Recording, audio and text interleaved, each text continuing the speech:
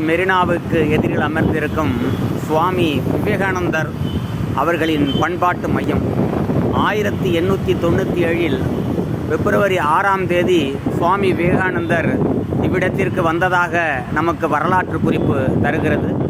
இது சென்னை மெரினாவிற்கு எதிரில் அழகு மிக்கதொரு அமைப்பாக இந்த வளாகம் அமைந்திருக்கிறது.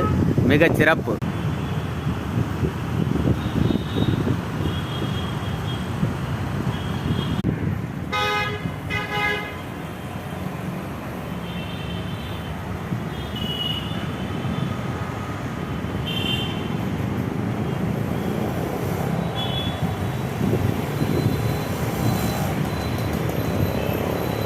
விவேகானந்தர் திருவடிகளே போற்றி போற்றி. ராமகிருஷ்ண பரமஹம்சரின் ஒரு உன்னதமான சீடர், உலகெங்கும் இந்து சமயத்தை பரப்பிய வீரத்துறவி